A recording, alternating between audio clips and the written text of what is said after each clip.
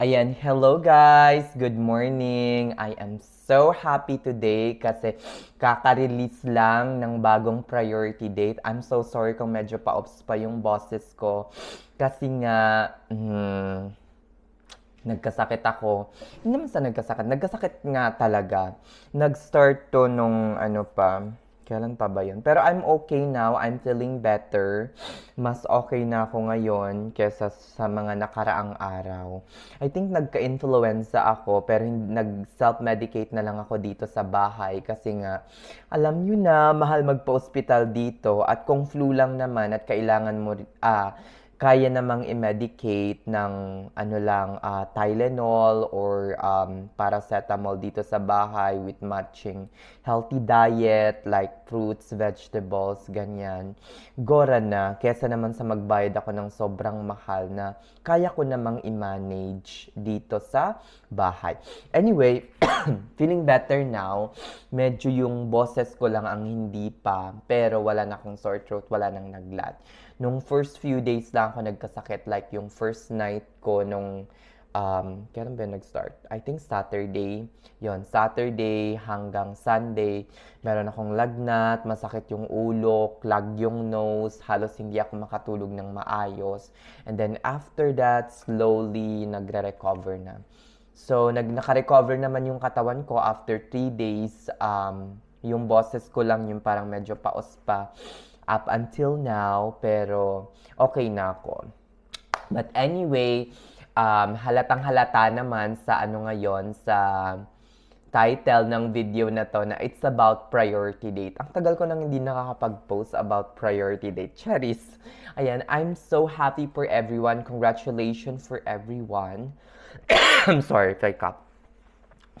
Um, Congratulations to everyone. Napasok yung priority date nila. Nag-move na naman from September, I think September 8 or September 22, 2022. Ngayon ay November 22 of 2022 na. So, I'm so happy. At least nag-move ng halos 2 buwan yung priority date.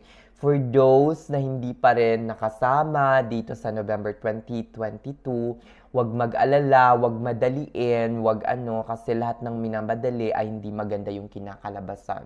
Wag masyadong super, ano, parang excited or super darating ang panahon or darating kayo sa tamang panahon, makukuha nyo lahat ng mga gusto nyo at the right time.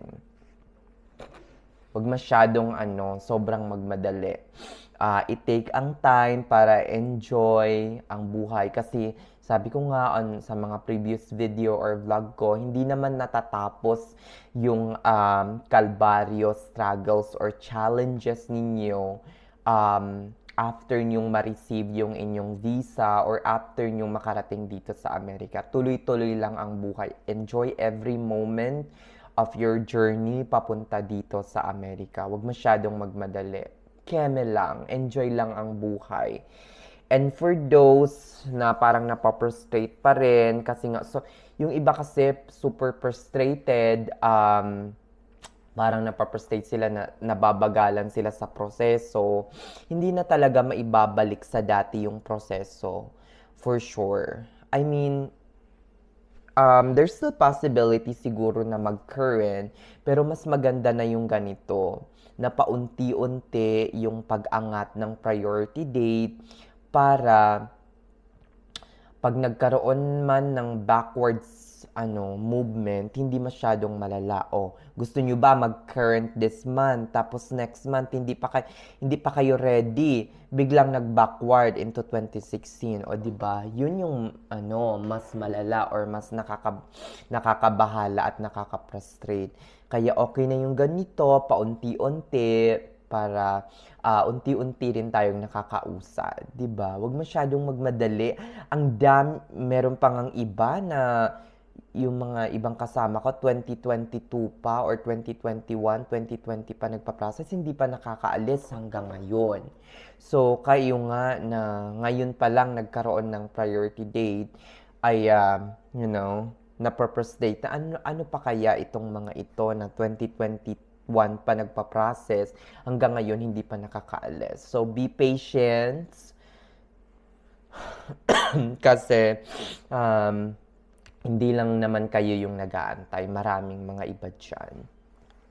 So, again, congratulations to everyone.